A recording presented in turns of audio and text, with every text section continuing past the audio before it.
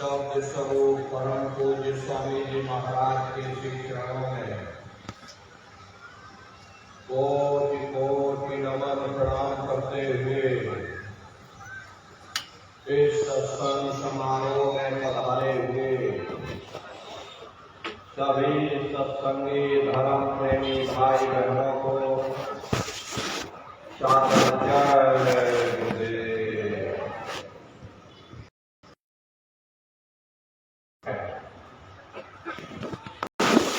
ऐसे कलिकाल में हम लोगों को ये मानव तन, ये मनुष्य शरीर प्राप्त हुआ, उससे भी परम सौभाग्य की बात है। मनुष्य रूपी मंदिर में बैठ करके हम लोगों को सत्संग सुनने का ये अवसर मिल रहा। जब जन्म जन्मांतरों के शुभ पुण्य कर्म संचय होते हैं, तब बड़े ही सौभाग्य से ऐसा दुर्लभ अवसर प्राप्त होता। सत्संग जब जो कोई पावे, मैलाई सब कट कट जावे। यह ऐसा जल है जिसमें स्नान करके जीव हंस बन जाते। संतों महात्माओं के सत्संग में कभी किसी जात और बिरादरी, किसी कौम या मजहब या किसी की व्यक्ति विशेष की कभी कोई निंदा चुगली आलोचना या बुराई नहीं की जाती। हम आप परम सौभाग्यशाली हैं। ये अवसर हम लोगों को मिला हुआ।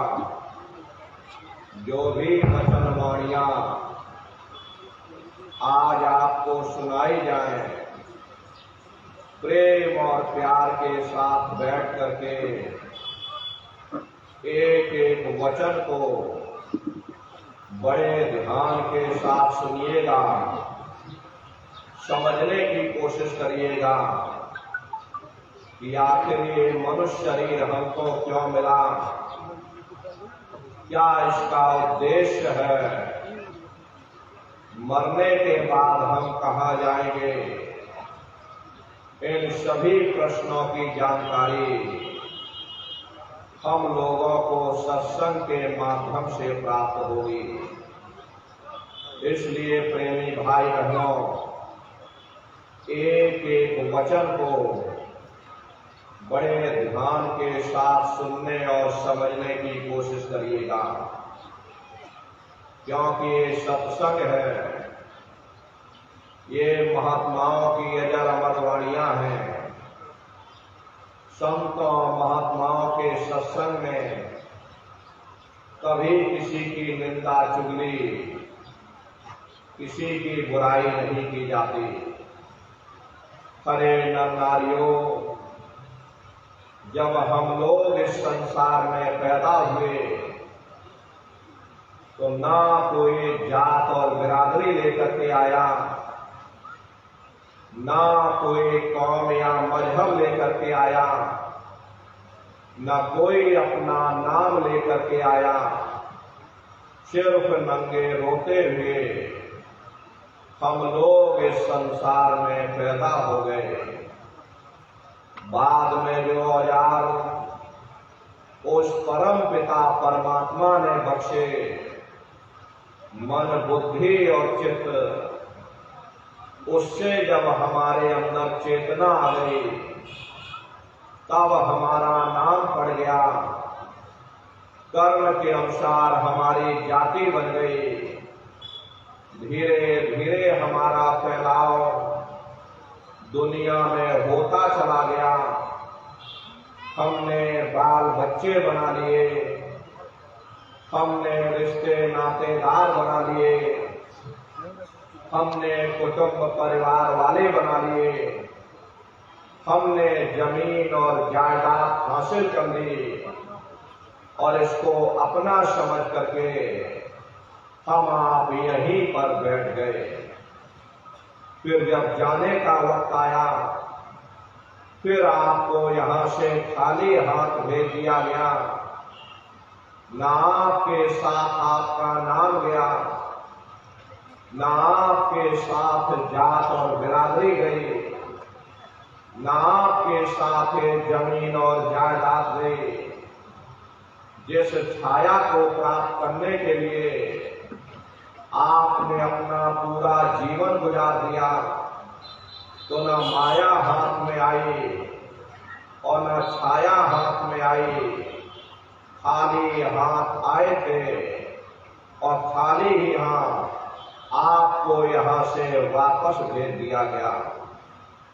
कहने का मतलब ये है कि उस परम पिता परमात्मा ने अति दया और कृपा करके आपको ये मनुष्य शरीर दे दिया और आपको स्वतंत्र कर दिया गया कि भाई मैंने तुमको ये मनुष्य शरीर दिया है तुम्हारी जीवात्मा के रहने के लिए। मैं तुम्हारी जीवात्मा को इस मनुष्य शरीर में बंद करता हूं। तुम मेरे मकान के द्वारा उस मालिक की भक्ति करके अपनी जीवात्मा का कल्याण करा लेना। मैंने कुछ समय के लिए तुमको ये किराए का मकान दिया। जब समय पूरा होगा मैं अपने सिपाहियों को भेजूंगा। उस समय पर तुम मेरे मकान को खाली कर देना। उस समय न जमीन जायदाद काम आएगी, न जात और बिरादरी काम आएगी। हरे मन को, बुद्धि को, चित्त को और जीवात्मा को निकाल करके इस शरीर से बाहर कर दिया जाएगा। ये शरीर आपका यहीं जमीन पर गिर पड़ेगा, क्योंकि जीवात्मा के निकल जाने के बाद में ये शरीर सिर्फ एक माटी का पुतला है, उससे ज्यादा कुछ भी नहीं। आप इस मिट्टी के पुतले को ले जाकर शमशान भूमि पर जला करके राख कर दोगे। अरे आपकी कौम, आपका मजहब, आपकी जात और बिरादरी, आपका ये नाम उसी शमशान भूमि पर जल करके राख हो जाएगा। जिस जात और बिरादरी के लिए हम आप लड़ते और झगड़ते थे, जिस धन दौलत को पाने के लिए हमने आपने न जाने कितने बुरे खोटे कर्म किए, तो मौत के समय में ना ये जात और बिरादरी काम आई, ना ये धन दौलत काम आया। सब कुछ तुम्हारा यहीं छूट गया और एक जीवात्मा को ले जाकर ऊपर धर्मराज की कचहरी में पेश कर दिया गया। पलक झपकते ही तुम्हारे अच्छे बुरे कर्मों का हिसाब किताब हो जाएगा। धर्मराज तुमको सजा सुना देंगे। ले जाओ इनको फलाने नर्क में ले जाकर डाल दो, क्योंकि मैंने इनको मौका दिया था, मैंने इनको मनुष्य शरीर दिया था। यबकी बार गीता रामायण को पढ़ करके, उन धर्म पुस्तकों को पढ़ करके, किसी संत महात्मा की खोज करके, उनके बताए हुए रास्तों पर चल करके, उस मालिक की भक्ति करके अपनी जीवात्मा का कल्याण करा लेना। इस उद्देश्य के लिए मैंने इनको मनुष्य शरीर दिया था, लेकिन इन्होंने अपना उद्देश्य पूरा नहीं किया। जब जब ये मनुष्य शरीर में आए, तभी इन्होंने विचार ही नहीं किया कि आखिर ये मनुष्य शरीर हमको क्यों मिला, क्या इसका उद्देश्य है, मरने के बाद हम कहाँ जाएंगे, हमारे बाल बच्चे कहाँ जाएंगे, हमारे रिश्ते नातेदार कहाँ जाएंगे, हमारे कुटुंब परिवार वाले कहाँ जाएंगे और इनकी उस समय पर क्या हालत होगी। ये पराविद्या महात्माओं की पराविद्या है। हम आप इस जड़ संसार में फंस करके उस पराविद्या से अनभिज्ञ हो गए और अपने उद्देश्यों को भूल गए, अपने वादे को हम आप भूल बैठे। वो वादा जो हमने आपने मां के गर्भ में किया था, एक बार मौका दे दो, मुझे एक बार मनुष्य शरीर दे दो, हम भजन करेंगे, भक्ति करेंगे, हम अपनी जीवात्मा का कल्याण करेंगे। लेकिन मनुष्य शरीर मिलने के बाद में ना आपने भजन किया ना भक्ति की, बस माया की छाया में फंस करके इस मिथ्या जगत को अपना मान करके आप इसी में गोता खा रहे। हरे नारियो, इस दुनिया में हित मित भाई बंधु इस अधोगति से बचा नहीं सकते। हम कौन हैं, हम कहाँ से आए हैं और हमें जाना कहाँ है, ये मानव मात्र के लिए एक जटिल प्रश्न बना हुआ है। इस प्रश्न का हल तब तक नहीं होगा जब तक इस धरा भूमि पर कोई संत महात्मा फकीर न मिल जाए। इसीलिए वह मालिक अति दया कृपा करके संत और महात्माओं को इस धरा धाम पर भेजते हैं और संत महात्मा फकीर यहाँ पर आकर के जीवों को समझाने की कोशिश करते कि भाई वो परमात्मा है, वो आपको मिलेगा, जीते जी मिलेगा, इसी मनुष्य शरीर में मिलेगा। इसी मनुष्य शरीर के अंदर जा करके परमात्मा से मिलने का वह एकमात्र दरवाजा है और उस दरवाजे का भेद केवल संत महात्माओं को ही प्राप्त है। ये दुनिया के लोग, दुनिया की आवाम जनमानस भौतिकता के ज्ञान को पढ़ करके अहंकार में डूबे रहते कि हमसे बड़ा कोई ज्ञानी नहीं। लेकिन उन बेचारों को नहीं मालूम कि जहां दुनिया का ज्ञान समाप्त होता है, उसी के सिर की चोटी से ये आध्यात्मवाद, आत्मा और परमात्मा का ये गूढ़ ज्ञान, रहस्य विज्ञान प्रारंभ होता। उस विज्ञान को पाने के लिए सबसे पहले जरूरी है कि पहले आप मानवतावादी बनो, मानव धर्म और मानव कर्म को अपनाओ। अरे मानव धर्म क्या है कि इंसान इंसान के काम आवे, एक दूसरे की निस्वार्थ भाव से सेवा करे, सत्य दया हिंसा परोपकार आदि गुणों को अपने जीवन में उतार करके और किसी संत महात्मा की खोज करके उनके बताए हुए रास्तों पर चल करके उस मालिक की भक्ति करके अपनी जीवात्मा का कल्याण करा ले। यही इंसान का सबसे बड़ा मानव धर्म है। लेकिन आज इस कलिकाल में ये दुनिया की आवाम जनमानस विषय विकारों में, शराब और कबाबों में, मांस और मदिरा में सुख ढूंढने की कोशिश कर रही। ये चरित्र पतन जैसे कार्यों को अपना करके ये आवाम जनमानस कैसे सुखी हो सकती है। पहले अपने चरित्र जैसे धन को इकट्ठा करो, क्योंकि चरित्र ही सब कुछ है। चरित्र ही मानव धर्म की पूंजी है। ये दुनिया भर के रगड़े झगड़े, पिता पुत्र में लड़ाई, आदमी औरत में लड़ाई, घर परिवार में लड़ाई, समाज में लड़ाई, जातियों में लड़ाई, मुल्क में लड़ाई। अरे नर नारियों, ये इंसानों का काम नहीं, ये हैवानों का काम है। इसलिए पहले आप इंसान बनो, चरित्रवान बनो, महात्माओं के समीप आओ।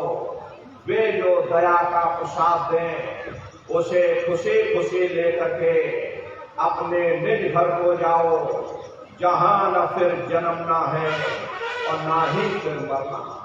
इसीलिए हमारे गुरु महाराज परम संत बाबा जय गुरुदेव जी महाराज ने आवाम जनमानस के बीच में ये आवाज लगाई है, जय इंसानों, तुम अपने दीन ईमान पर वापस आ जाओ और इस जिस्मानी मंदिर में बैठ करके भगवान का सच्चा भजन करो, जिससे तुम्हारी जीवात्मा नरकों में जाने से बच जाए। अरे हम माने ना माने, लेकिन संत महात्मा त्रिकालदर्शी होते, वे सब कुछ जानते हैं। अगर हम उनके वचनों को मान जाएंगे तो हम लोग बच जाएंगे, नहीं तो खाई और खंदक में जाकर गिर जाएंगे। इसीलिए अभी वक्त है उस मालिक से सच्ची प्रार्थना करने का, खुदा के सामने अपने गुनाहों की माफी मांगने का, धर्म मजहब के नाम पर लड़ने झगड़ने का नहीं, जात और बिरादरी के नाम पर लड़ने झगड़ने का नहीं। अरे हमने बहुत लड़ लिया, बड़े बड़े झगड़े और फसादे की, बड़ी बड़ी नुक्ताचीनी की, सिवाय नफरत के हमको क्या मिला। नफरत की ऐसी ज्वाला जली जिसमें घर जल गया, परिवार जल गया, समाज जल गई, जातियां जल गई, अब सारा देश जल उठा। इसीलिए सारी मानवता बहुत थक गई। हर कोई ऐसी छांव चाहता है जहां उसे ठंडक मिले, शांति और सुकून मिले। ये सब वही मिल सकते हैं जहां शांति के संदेश होते, सुकून के संदेश होते, मानव धर्म और मानव कर्म के संदेश होते। और ये संदेश केवल संत महात्मा फकीर देते हैं, जो समदर्शी होते, जो समस्त जीवों के अंदर उस प्रभु के अंश को देखते। ऐसे समदर्शी उन महात्माओं की खोज करो। ये मत देखना महात्मा के जाति के हैं, महात्मा किस बिरादरी के हैं। अरे जातियां कर्म के अनुसार बनाई गई, जन्म के अनुसार नहीं। मनुष्य की एक ही जाति है, वो है मानव जाति। और इसी मानव जामे में बैठ करके हमें उस मालिक की भक्ति करनी है। हरे नर नारियों, सुपच जात के भंगी थे, रैदास जी जात के हरजन थे, मीराबाई जात की छत्राणी थी। अगर वे सब उस मालिक को प्राप्त कर सकते हैं तो आप भी उस मालिक को प्राप्त कर सकते हैं। लेकिन बगैर महात्माओं के, बगैर मुर्शिद के कोई भी जीव इस संसार समुद्र से ना कोई पार हुआ और ना ही कोई हो सकता। ये समुद्र ऐसा है जिसके ना इस किनारे का पता, ना उस किनारे का पता कोई नहीं जान सकता। ये दुनिया कब बनी, कितनी बार प्रलय और महाप्रलय हो गई, लेकिन इतना जरूर मालूम है कि जिस दिन से दुनिया बनी हम लोग यहीं पर भटका खा रहे हैं।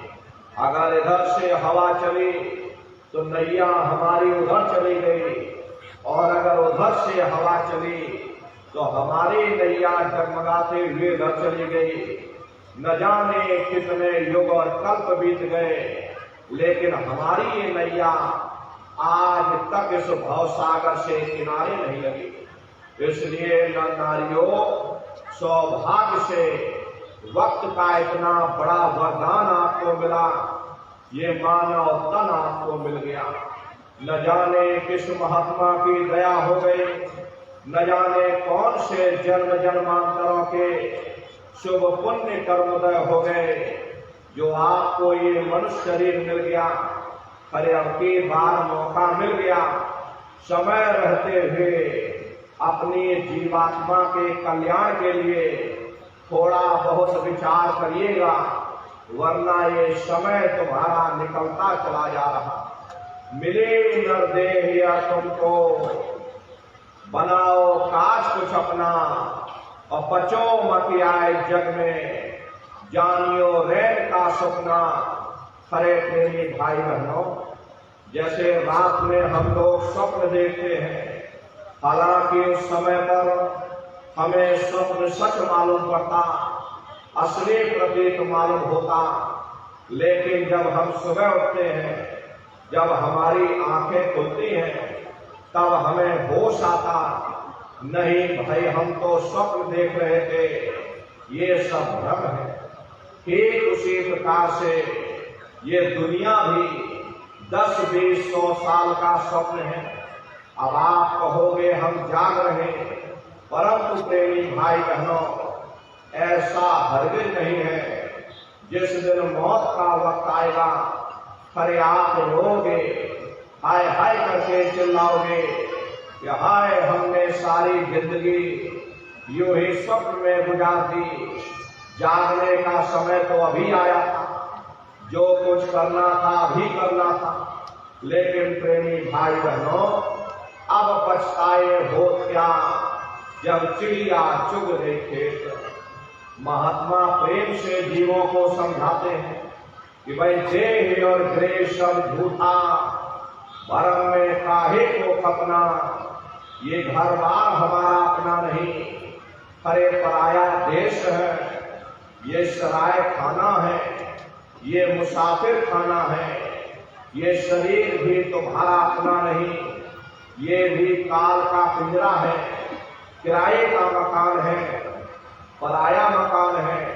किसी को 40-50 साल के लिए मिला, किसी को 80-90-100 साल के लिए मिला।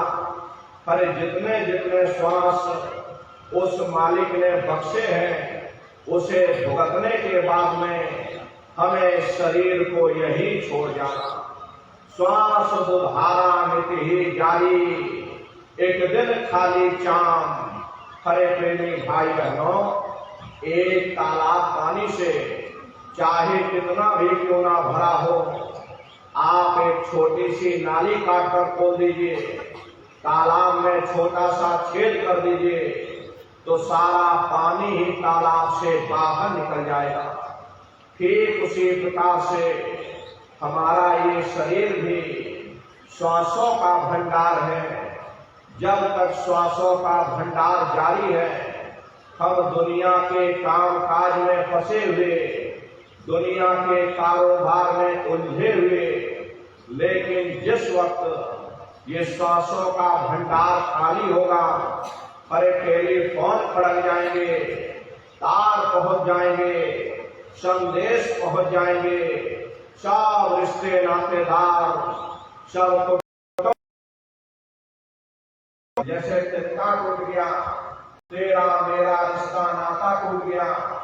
मुसलमान सिख ईसाई लोग खाक की मिट्टी कब्र में डाल देते, जो मेरे लिए खाक की मिट्टी है वह मेरे लिए तू है।